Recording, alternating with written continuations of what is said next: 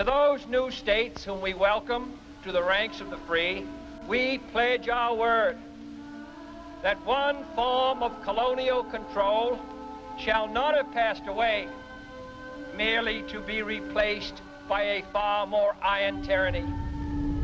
We shall not always expect to find them supporting our view, but we shall always hope to find them strongly supporting their own freedom, and to remember that in the past, those who foolishly sought power by riding the back of the tiger ended up inside.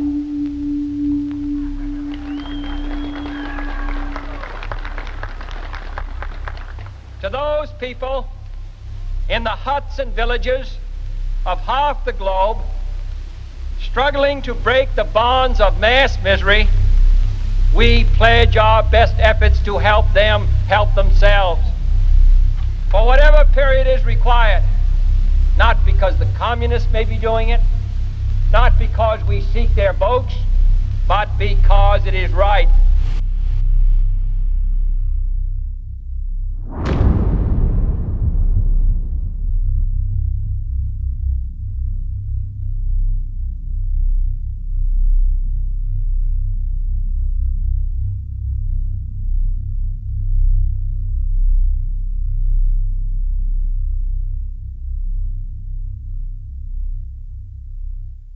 The following is conversation 9-17. The Africans just can't run things. Now, that's a very, very fundamental point.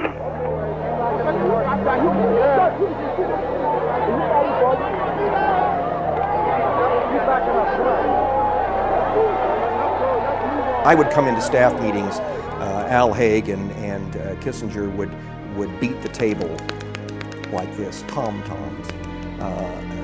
And that was meant because to, you were the because my clients were these savages who were automatically regarded as fresh out of a Tarzan movie.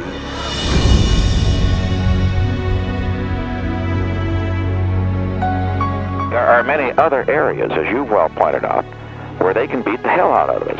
Now, and they should be proud of those. Athletics isn't a bad achievement. Man, you look at the World Series, for God's sakes, and what would either of these teams done without, what would Pittsburgh be without? And of course, a lot of them are crooks, but we have crooks too. But anyway, what I'm getting at is, in parts of Africa today, mankind is an endangered species. Liberia. Did you call that a contested election? No, sir. Hell, they haven't had one there since the slaves went over. No, I don't.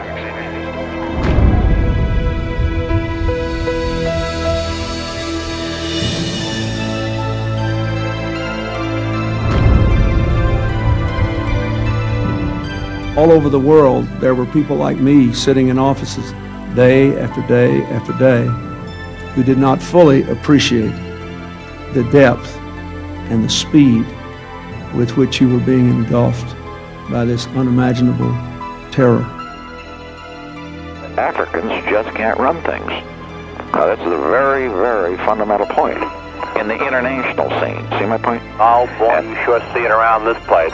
Well, yeah, of course you do. You see them. They have a hell of a time making it. We've got so much blood on American hands throughout the world. And you see all of this bloodshed, all of this killing. The guns come from the United States.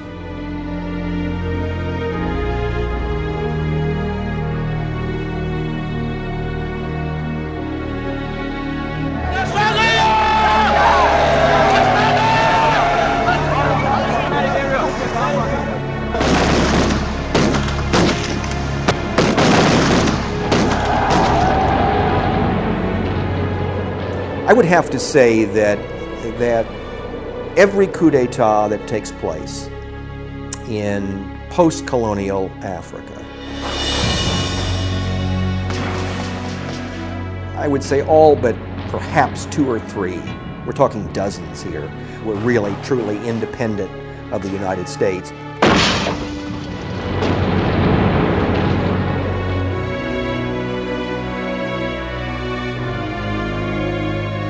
It's been a pleasure to welcome Liberian head of state Samuel K. Doe on his first visit to the United States. You see these kids fighting 12, 13, 14-year-old children in rags, but with sophisticated, expensive arms. It never occurs to Americans to ask what they're not told in the news report. Where do these weapons come from? These are the weapons largely sold by American suppliers.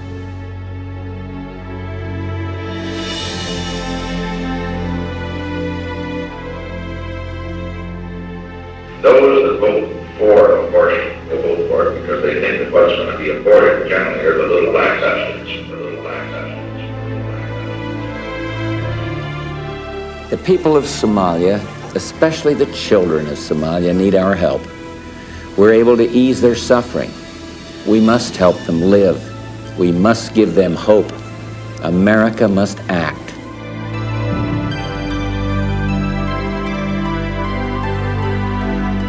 I said, assisted genocide. We can no longer go into a country and take it over with guns and bombs and tanks and planes. That would be condemned by the world. But instead, we allow the people to kill themselves.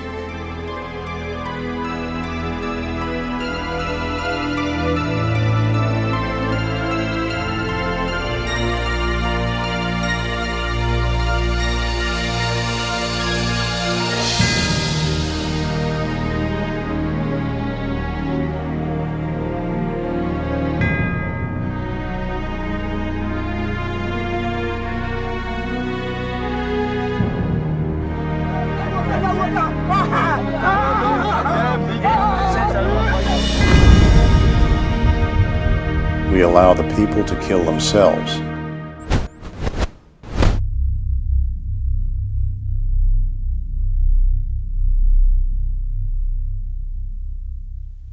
The United States,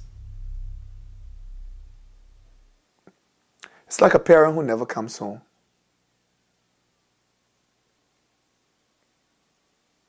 Does it make you angry? More than angry. Betrayed? More betrayed.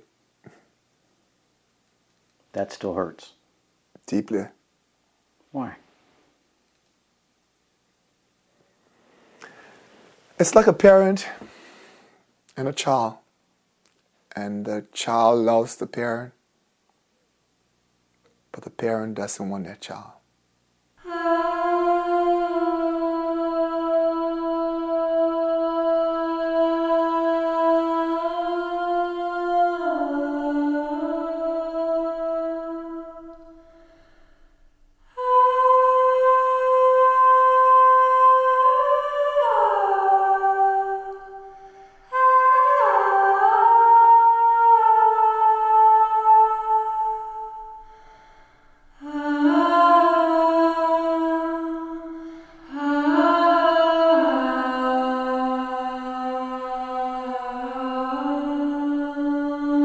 I think it's arguable that we are very largely responsible by what we did and what we didn't do for what I think is the greatest single continental disaster in the history of the planet.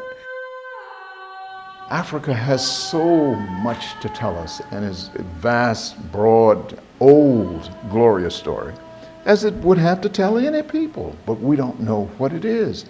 And so to replace that and to excuse, to explain, to justify what the West did to Africa in the Berlin Conference when they divided it up and parceled it, drew lines through language and ethnic groups, and destroyed it, and then colonized it, and then used it even after colonialism, burned it up in the Cold War, and visited upon it AIDS and that sort of thing.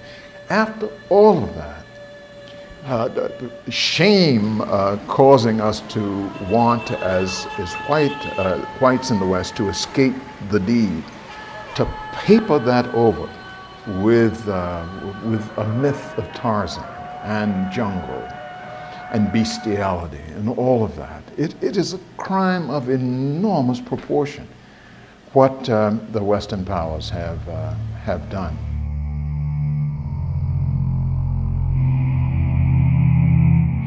Africa, is now the emerging area of the world.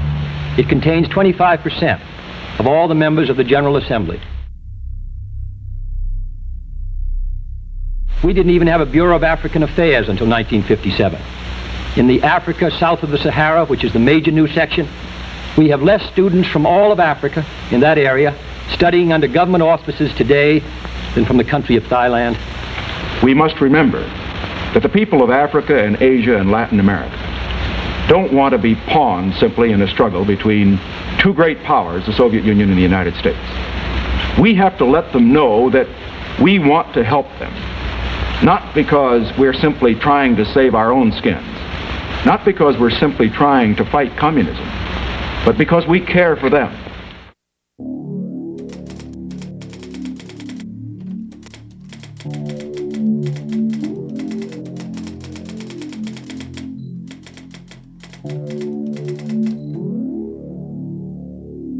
He knew that there was a contract out on Lumumba. There's no question about that. So you're saying even during the debates, Nixon knew? Oh, of course, of course. Lumumba's bonds are tightened. They were taking no chances.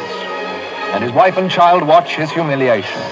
The whole affair, of course, serves to underline once again the conditions prevailing in the Congo. It's not enough to arrest a man. He must apparently be beaten up as well. I mean, Nixon knows during the debates that we've tried to kill Castro, too. I mean, Nixon knows a lot about what's going on. He has to swallow his pride and bite his tongue here, not to give away the family jewels here. So he's lying to the American public. Of course. In the years to come, it will be written that one or the other of us was elected, and that he was or was not a great president.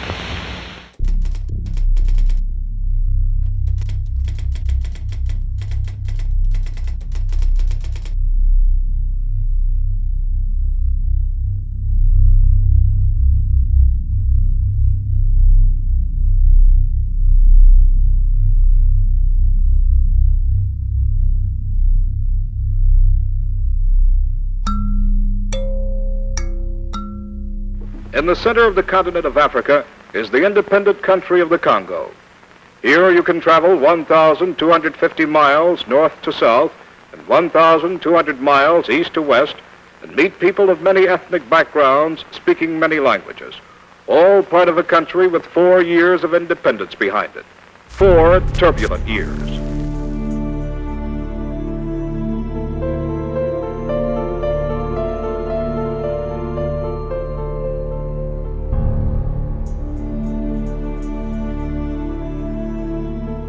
What does it say about us that we would invite a man to our shores for dinner and then plan his assassination?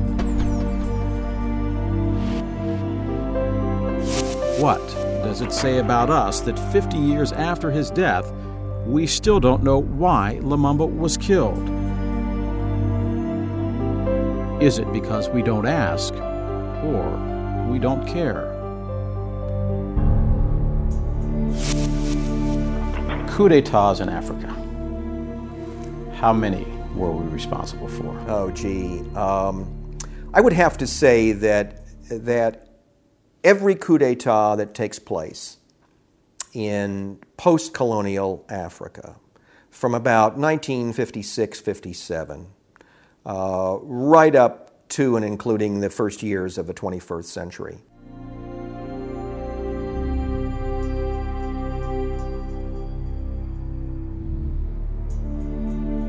involvement can be everything from, in the old days, if you supplied 100 guys with small automatic weapons and a couple of trucks filled with gas, you had yourself an invasion force that could overthrow a sitting government in some small African state. On both sides, you find American involvement, facilitating a government or the war against the government and providing resources, money, guns, and the implements of war that these people need to tear up their societies. There were no bombings in Stanleyville. There were massacres.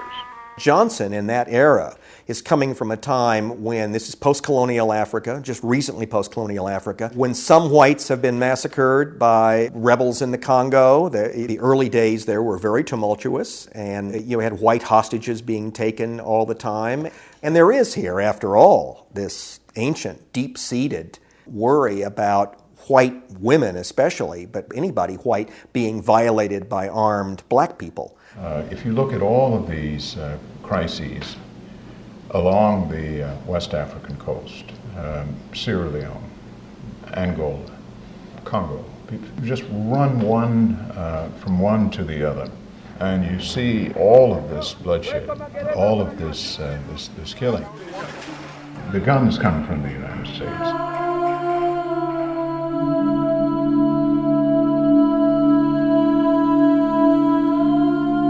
Idi Amin. We helped. Oh, absolutely. The African Bureau in the Department of State looked the other way at Idi Amin's excesses with his own people long before he became an international cause célèbre.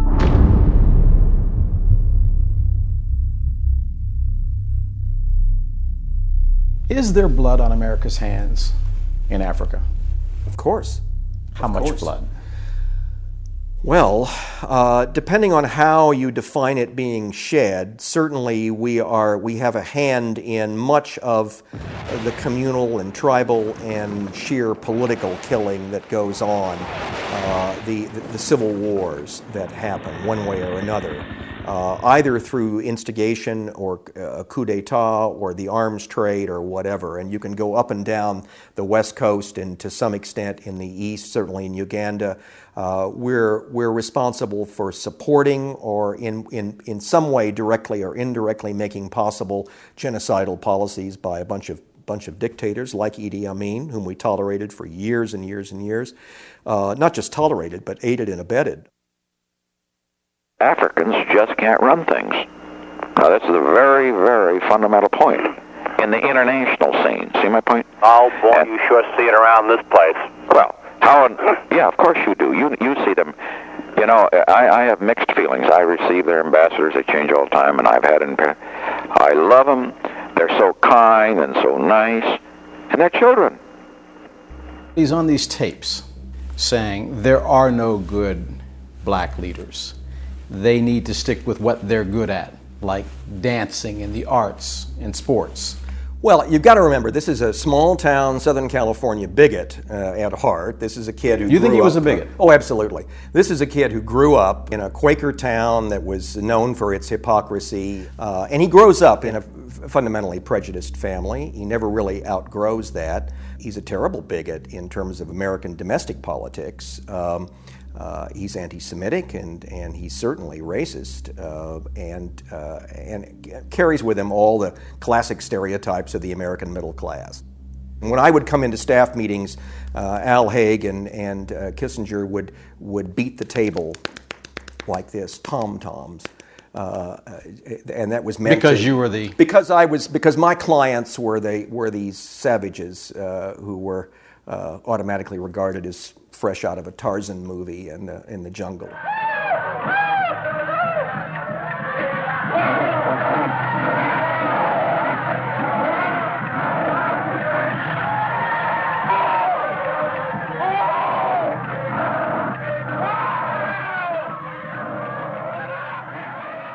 I was in meetings, yes, where privately, with other members of the government, with Henry Kissinger or with members of his own staff, he let his hair down, and it was common to talk about niggers and about putting something in it, in a statement or in a message to the Congress, something in it for the jigs, which he was fond of saying.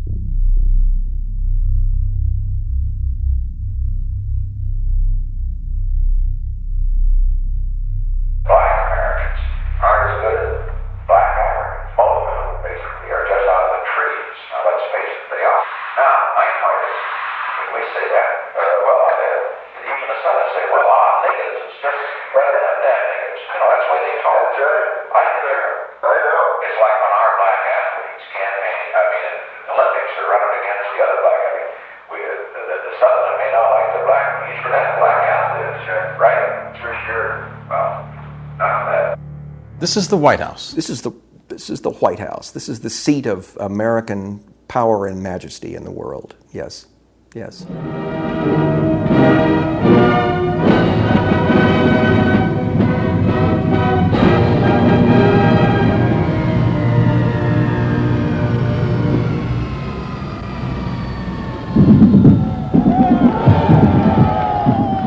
For Patricia Nixon, the new year begins with a unique role for the First Lady. Greeted in Liberia as a visiting head of state by President-elect William Tolbert.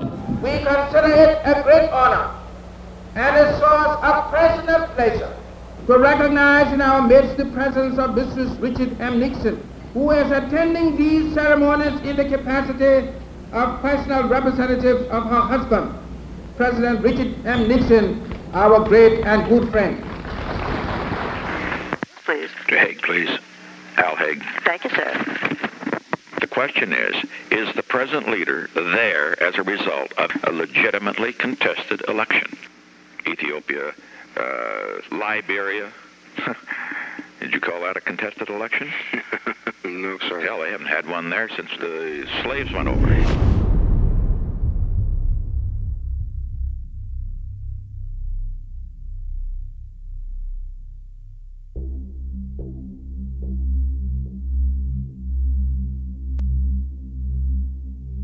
NSSM 200 was written up by the National Security Council, the highest decision-making body on foreign policy in the United States, to establish official population policy for our country. It was a classified document, top secret, written in 1974. It was only declassified in 1989. So people didn't know about it until just a few years ago, 16, 17 years ago.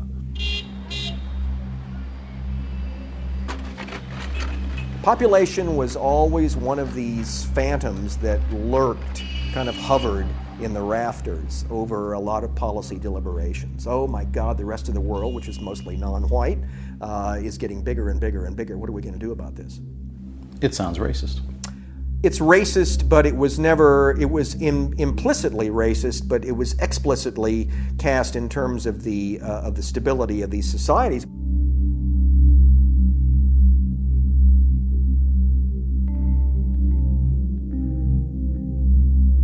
Soylent Green, people eating people.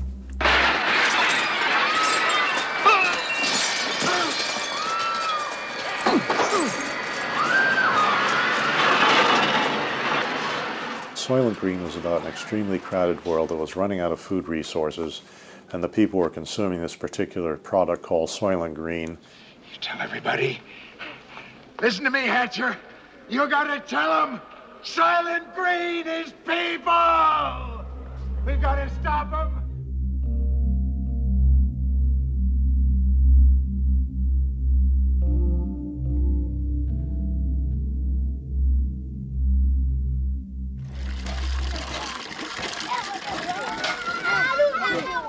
We see Africa as a threat because in 30 to 40 years, the average African will be 31 years old. The average European will be 52 years old.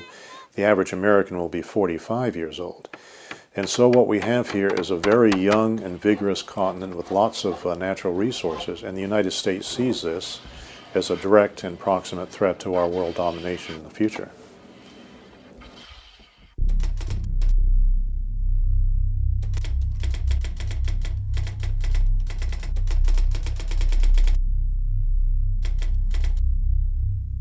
The following is conversation 9-19.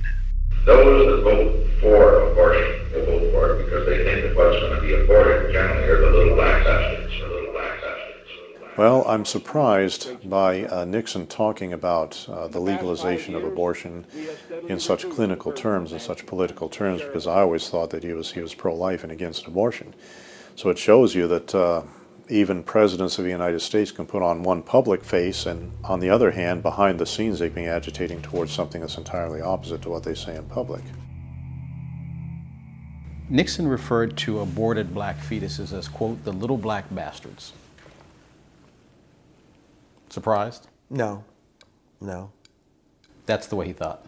I think it's fair to say that And I don't know the subsequent American politicians as well as these two, but I think both Johnson and Nixon. Johnson once, when I was in his office, called up Nick Katzenbach, the undersecretary. He'd just seen a TV thing about starving babies in Biafra. And he called him up and he said, "Nick, we got to do more to get these little starving nigger babies off my TV screen."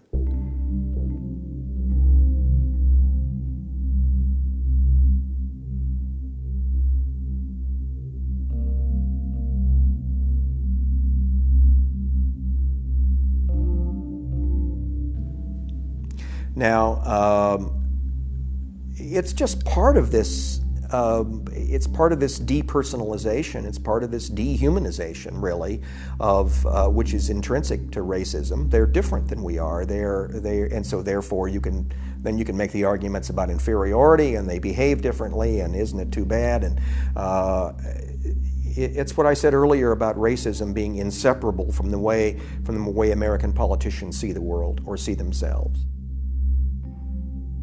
Let me just indicate that in 1975, we had one sterilization service site for every 23,000 married couples of reproductive age.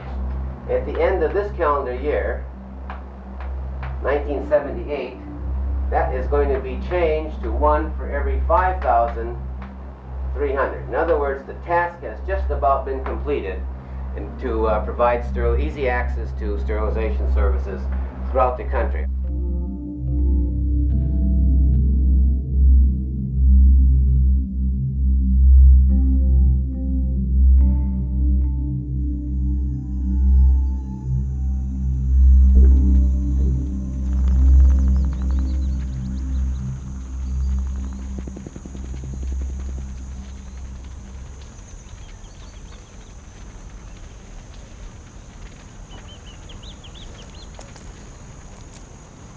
There are over 550 million firearms in worldwide circulation. That's one firearm for every 12 people on the planet. The only question is, how do we arm the other 11? They are an undisciplined, ragtag army, many little more than boys. Gangs of armed thugs have hampered relief efforts to such a degree that the U.S. has been forced to change its mind. Pitted against Taylor is a West African peacekeeping force which supports the government and is funded in part with American money. When you see these kids fighting, 12, 13, 14-year-old children in rags, but with sophisticated, expensive arms, it never occurs to Americans to ask what they're not told in the news report. Where do these weapons come from?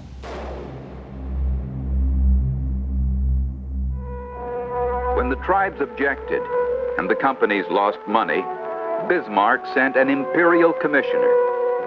His first job was to persuade the African chiefs to accept the so-called protection of Germany. The commissioner was named Goering, and his son would one day become notorious as the number 2 man in the Nazi Reich. The technique of persuasion was simple. When two tribes were hostile to each other, both would be offered military support. As the governor put it, the German policy was to influence the natives to kill each other for us.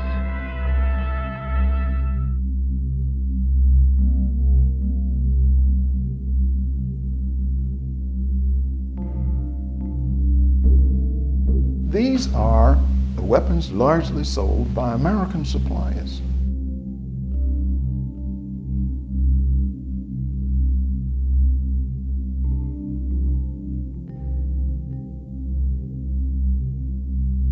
I said, assisted genocide. We can no longer go into a country and take it over with guns and bombs and tanks and planes. That would be condemned by the world. But instead, we allow the people to kill themselves. And this is why I call it assisted genocide or assisted self-genocide. It's like assisted suicide. You can't kill a person directly, but you assist them in killing themselves. We're doing this on a vast scale to entire countries and continents today. Why did we increase arms sales to Black Africa? You know, at any given moment, although arms sales, you would think, fall into a kind of moral and ethical and strategic category. At any given moment, it's the result of a myriad of motives. I mean, it's certainly commercial. You are looking to influence the military in these given societies, and you pointed out earlier what happened in most of these cultures was that the intellectual elite, at one time or another, was butchered, was eliminated. What's the one disciplined political force able to administer, an impoverished society? The military. We've got so much blood on American hands. The U.S. is the leading arms supplier to these thugs in the bush in these countries who use children as war fodder. I never knew a Pentagon officer who ever approached arms sales from a moral point of view. It was strictly national interest. Do we want influence with these people? Do we want to make money at the same time? Do we want our people to be there as a listening post? And if you sell weapons, you need people there for technical assistance and so on. No, it's a very practical matter of influence. So U.S. guns don't kill people? Well, of course they do, but that's the price you pay. All Herero men, women, and children must be killed. The Namas had been reduced from 20,000 to less than 10,000. Their leaders executed. A quarter of the survivors deported to other parts of the country. With the Hereros, it was worse. Before the extermination order, there had been 80,000 Hereros. Now, only 15,000 remained. This is what the United Nations in a later age termed genocide.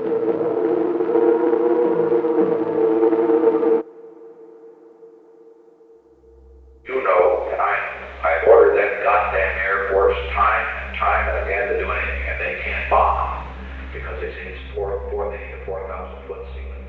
You know what I know. They do not have restrictions. I shall resign the presidency effective at noon tomorrow. Vice President Ford will be sworn in as president at that hour in this office.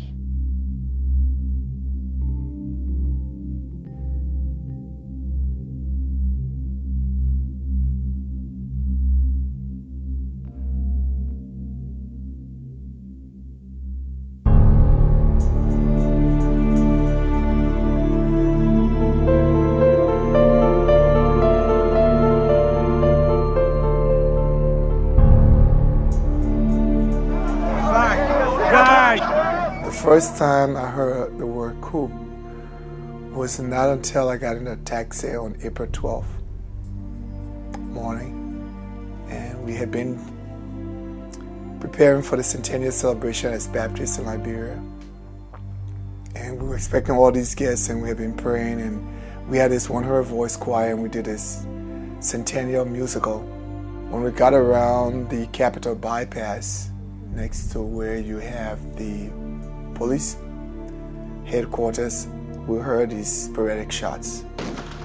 And there was this lady standing by the road and kind of pressing on her side. And I noticed that she was in pain, and the guy was going to pass her. And then the guy said, no, they are not firecrackers. He said they sound like guns. And so finally, I kind of convinced him to stop for the lady. And I realized she was bleeding, and she was just bleeding profusely from her side. She had been hit in the side. I was troubled by the process of these that preceded these executions. No trial, no due process at all.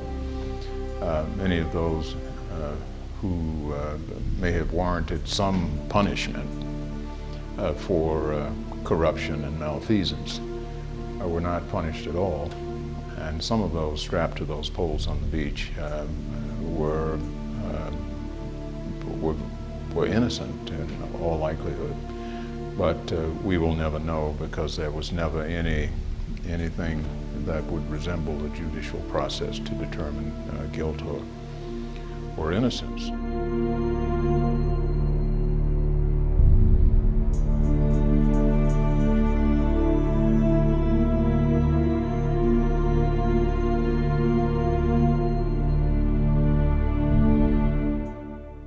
We knew very good and well what happened. We had this long-term strategic interest in Liberia, such as it was. We had a listening post. We had overflight rights that were important for various covert operations in Africa, refueling rights at Monrovia, which were important for the Navy, and of course this huge Firestone interest in rubber. All of that would buy automatically our silence or our acquiescence, and there was the assumption, that we'd owned every government up to that point. We were going to own every government from there on.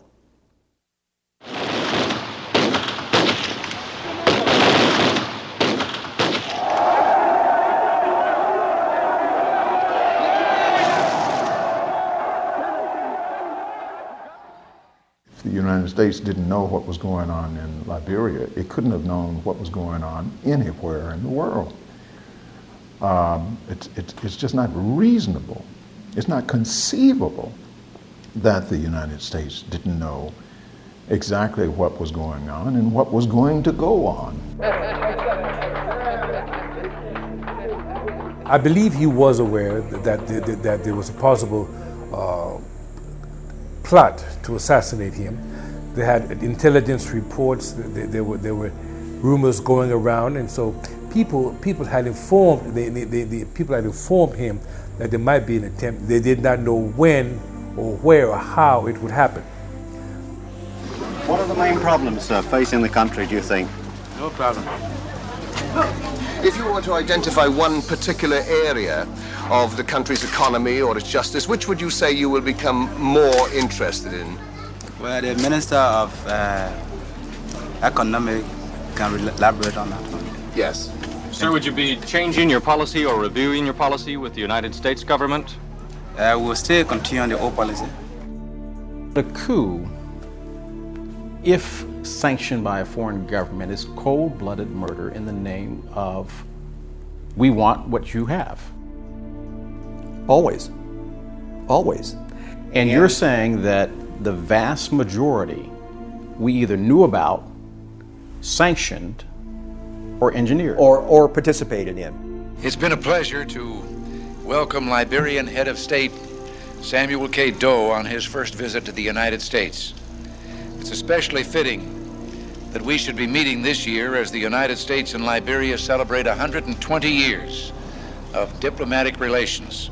When Reagan embraced Doe at the White House, Americans weren't able to evaluate that, nor could they separate it out of the sort of long flow of inaccurate and racist information that we've been fed about Africa. I had ever heard of Doe or Tolbert, or that it was democratic, or how it was founded, or what Monrovia was, or what relationship it had to James Monroe and American history. Nobody knew anything about that. All we saw was that some Africans executed some other Africans at the waterside, and there was Reagan receiving the guy who'd done the executions.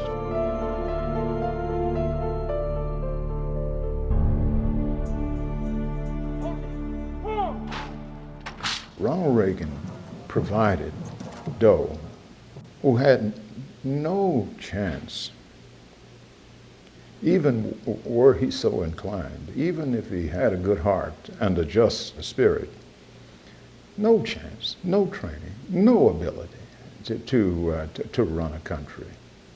Then why did Ronald Reagan give him the money? It provided him with $500 million because he was malleable. More money was given to Liberia by the U.S. and other foreign governments to wage this war against innocent and unsuspecting Liberians in 10 years than from 1980 to 1989 than Liberia ever received in the previous more than 100 years of our national history.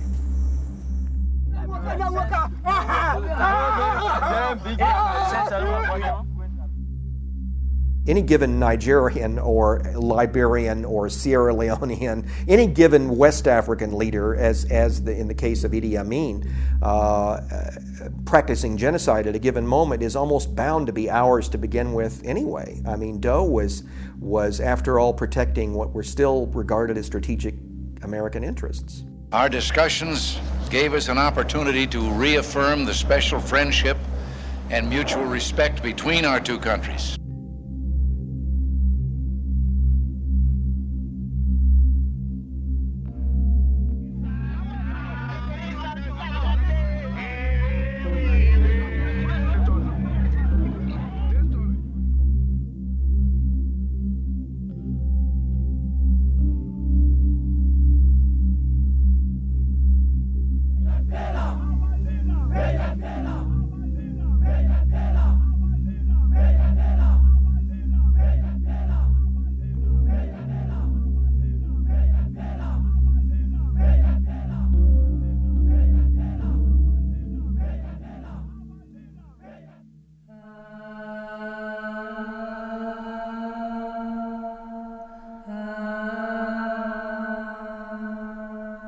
He grabs the gun, off his shoulder, and he starts to fire.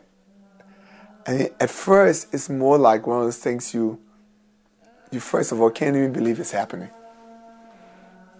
And then he takes the gun again, as if to say there's something wrong with the gun.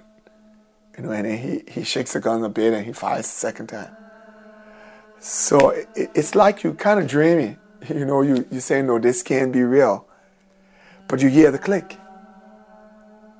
And then he takes a few more steps and then he hits me again. And this time, I'm so weak that, I feel like everything's just going to come right gushing out of my mouth. It's almost like you almost smell and taste your own blood. And you feel like you're going to die. But yet something in you knows you don't want to die. You want to live. And then you don't even have the moment to even pray. And then he takes a few more steps and then he shoots again. And this time it's like it's over.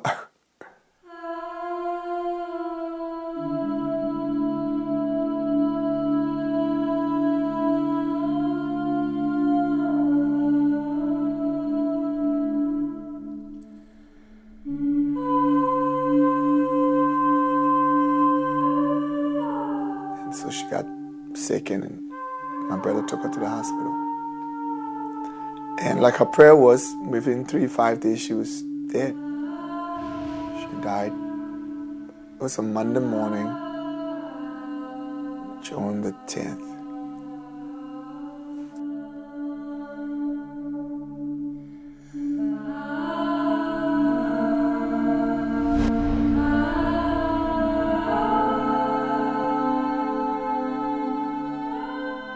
He said, stay home. That was last time you saw your father? Mm-hmm. July 1st, 1990.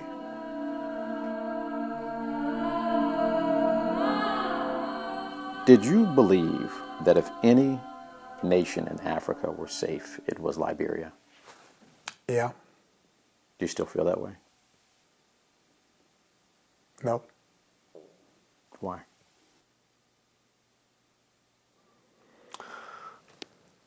Well, war and betrayal rips apart. It rips you. It takes you away. You kind of lose your innocence. You lose you. It's kind of like it kills your soul. It's like losing a parent, losing a child. Most Americans, black and white, believe what the government says. That explains the last election. When you can document the false premises that underpinned the invasion of Iraq. And tonight I have a message for the brave and oppressed people of Iraq. Your enemy is not surrounding your country. Your enemy is ruling your country.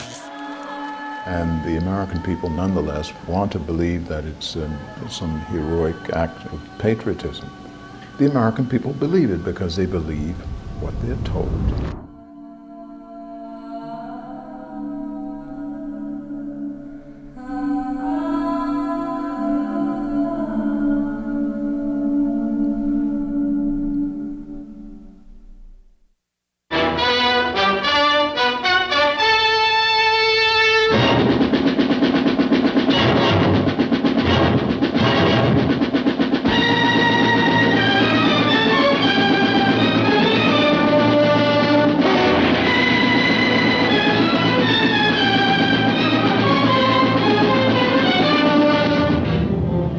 We made a test that never was applied to Germany.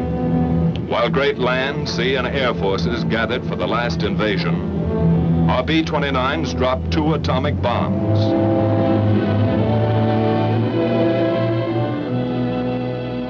Oh boy, the Congo was seen from the very beginning as the strategic heart of Black Africa, not only because of its enormous wealth in minerals and so forth, but because of its locale, its strategic location. There it is, it's huge, it's potentially rich, and it sort of, it is the dog that wags all these tails around it. August 6th, 1945. On that day, the nuclear age burst upon the earth with the flash and fire from the first atom bomb. Congo was rich with all of the things. It was big, strategically located, and blessed with all of these resources that the Western business community coveted. I think that was the death knell for Congo. When the U.S. wants to pay attention to you, run. Run. Fast. The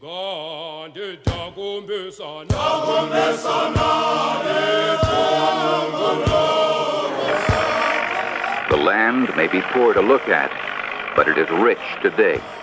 Diamonds, copper, lead, zinc, uranium. Almost all the mining and prospecting ventures in the country are controlled by foreigners, and the contract system pays a handsome profit.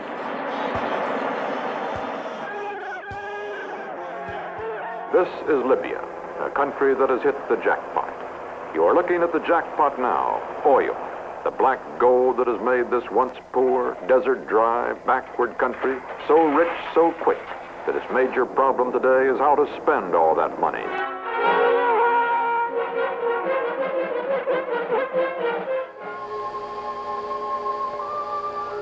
Over 100,000 acres of rubber trees are cultivated on the large plantations of the Firestone Rubber Company and private Liberian growers.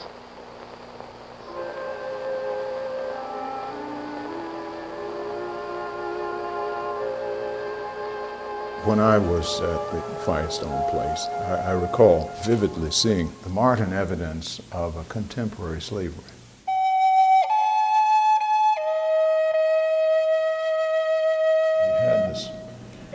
Long pole across the back of his shoulders, and the pole bent under him, and he bent under the pole, and on the ends you had this rubber that had been taken from the rubber trees to be processed.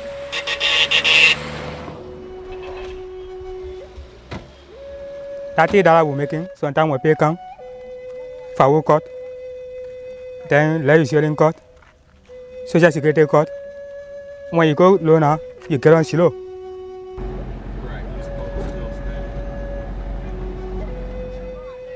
Some of them live in bad condition. The horses they live in is one door, one way to enter, one way to come up. And the horses they live in is not a condition area, it's a chicken basket area people live in Firestone there.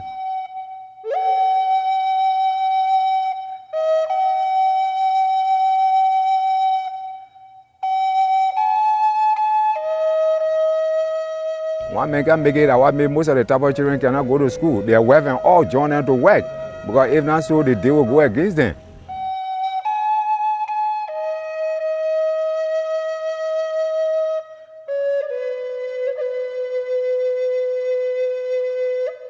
One tire, $253? Yep. So 4 of those would be $1,000. So my demounting the spare? That's a lot of money for a tire. That's what they come with. There weren't very many African states that didn't have some kind of mineral or other wealth that didn't stand to be exploited. Just because an American company or American investors were not immediately involved didn't mean that there wasn't some long-run interest there. The aerial camera will discover other unknown facts about Liberia and bring new mining industries and wealth to its people. We want these resources for ourselves. We need these resources in order to be able to advance. The problem here is that the United States sees a large and young population as being rebellious, as being less likely to accept the domination of other governments and of the big corporations, and so they want to hold the population down. If the pipelines are going to replace the camel tracks across the desert, Libya appears to be determined that the men who for centuries shepherded the camels are the ones who are eventually going to shepherd the oil well. Well, the powers that be, the system, I would want to see them take another look into the eyes of the children and basically rethink the greed and the genocide, the destruction of the children. Do you think it's genocide? Oh, I believe it. With all my heart, I believe it's genocide.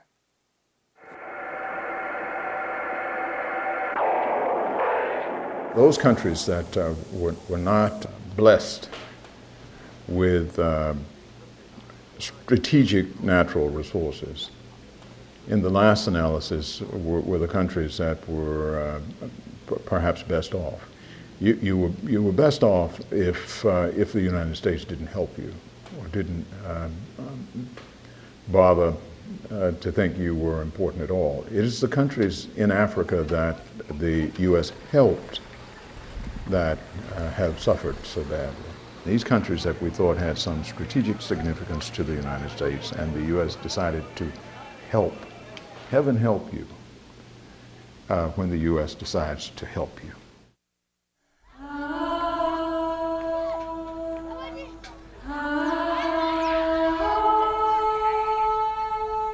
What do we owe Africa?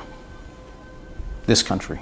Oh my God, we owe them a horrendous blood debt for what we allowed to happen over the last half century.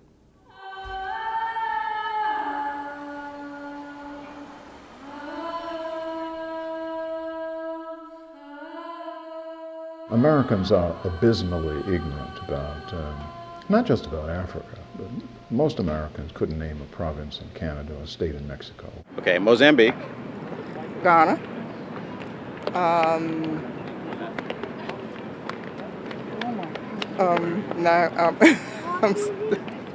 I would bet you that they could name no more than 3 African countries. Egypt.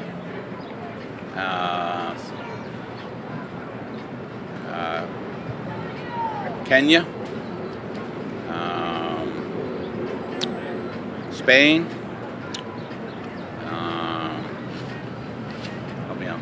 African Americans didn't know anything more about it than did Americans in general. You got me. Egypt.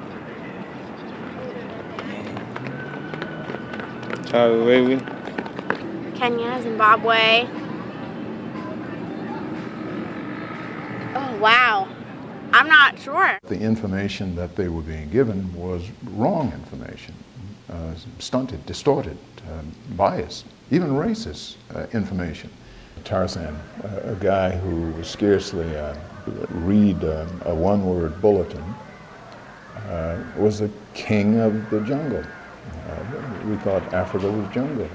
God knows, you've only got a few places in Africa where there's even rainforest. Doesn't even look like what was So you're described. saying that Africa is not this vast jungle with a man swinging from tree to tree? Obviously not. Since 1968, the United States has spent $17 billion on population control, about half of that in Africa. If instead of making large poor families into small poor families, we could have mediated these conflicts, we could have started offering authentic economic development, we could have tried to help cut down the tremendous corruption there, you would not be seeing these pictures today. He fell in the oil? Yes, he fell.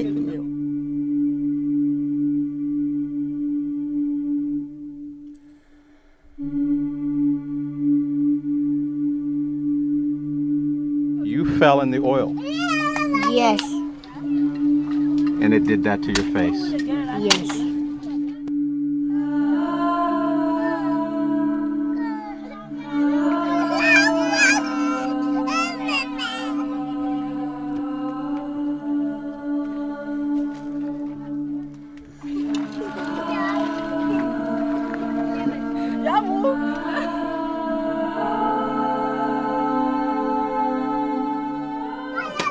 You're pretty.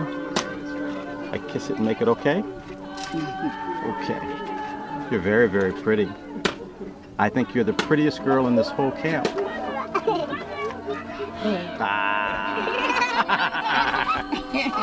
I have a hug?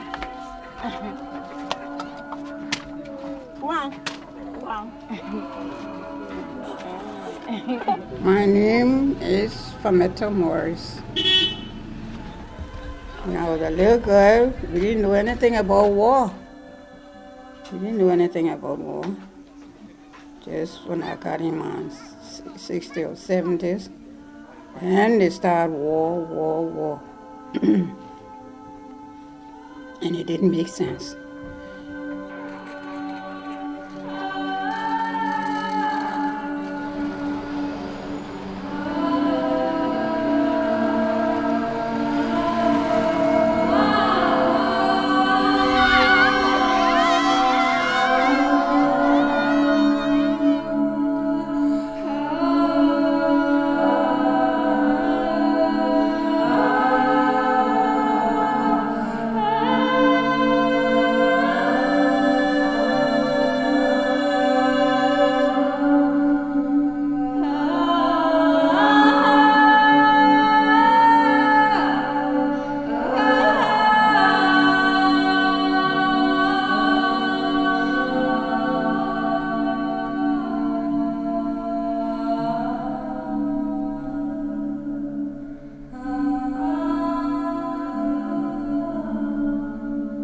Dr. Gottlieb, Dr. Walters.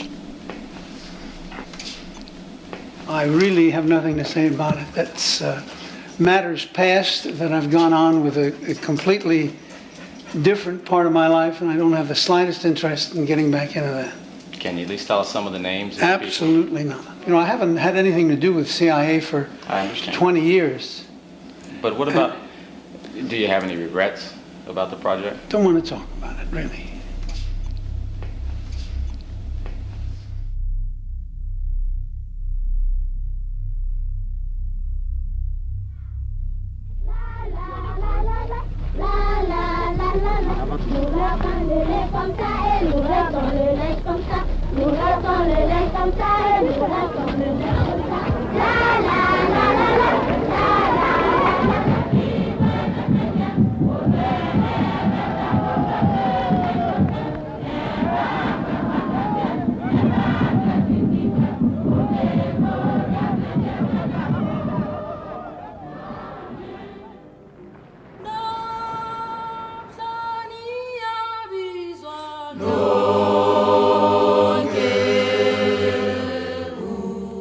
Then let me address the 800-pound gorilla in the middle of the room. Yeah. If Africa were a continent of white people, would 15 million be dead now? No.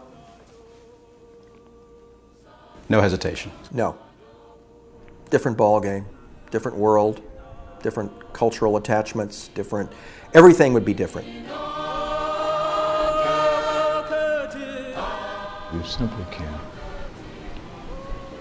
take from a people language, religion, culture,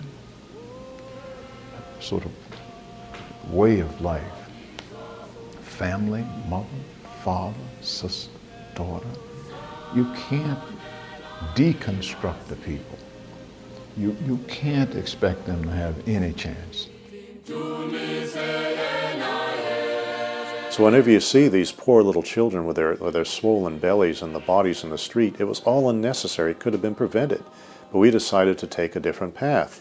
As long as these unsettled conditions continue, we can continue to have access to the natural resources of that particular continent.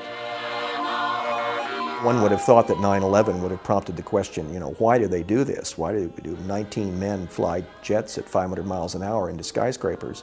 It isn't because they hate our freedoms or because they disagree with Hollywood or sitcoms. This is a profound protest at American policy, this is a war that America has been in without knowing it for almost a half century. Your son is American. You're Liberian. Which nation do you want him to call home? Definitely Liberia. Why? Because I'm Liberian, and he's never going to be an American. I mean, he may, due to the circumstances of life, have been born an American.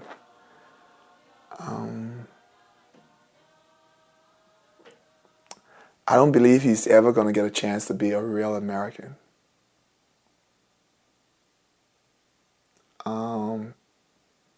He's always going to be a second-class American.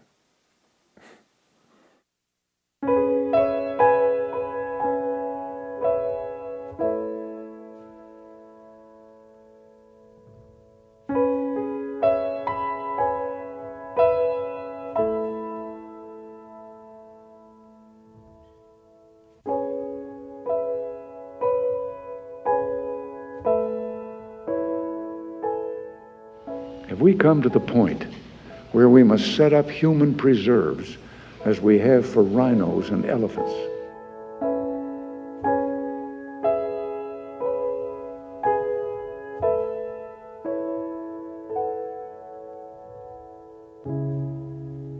when the night shows the signals grow on radios,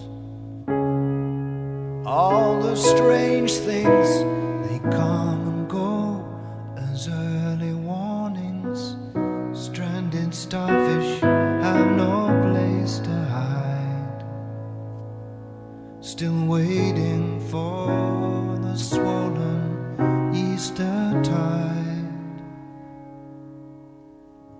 There's no point in direction, we cannot even choose a side.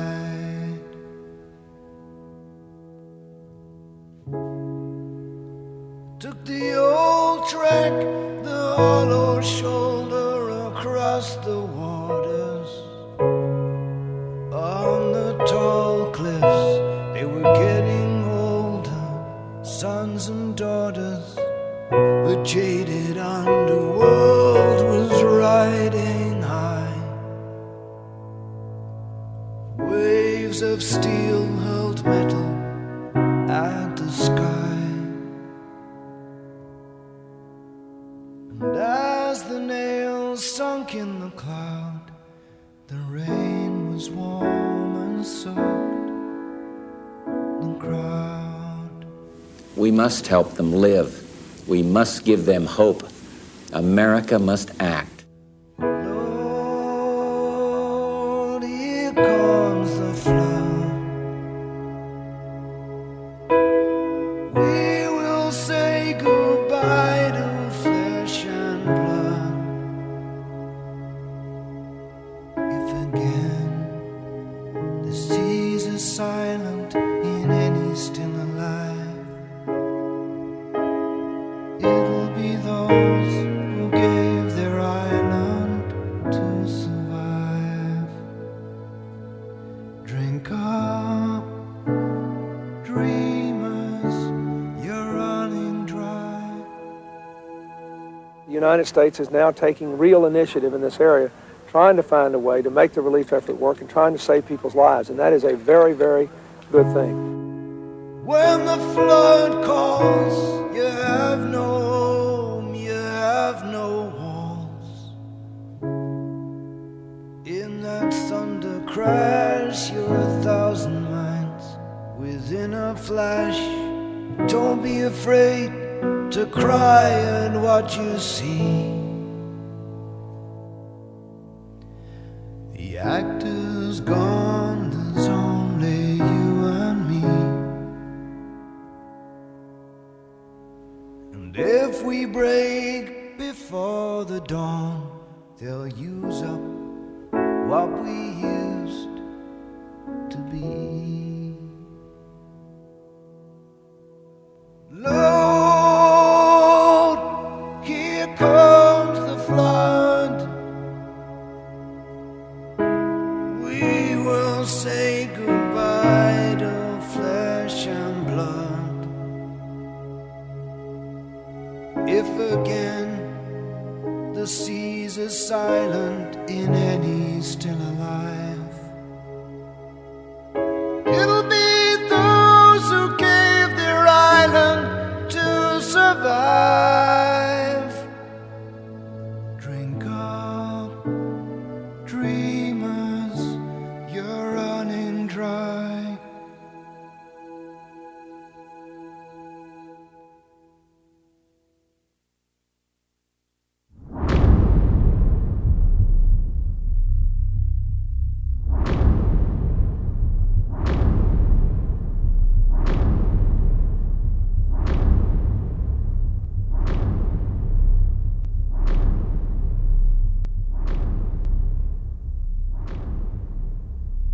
Africans just can't run things.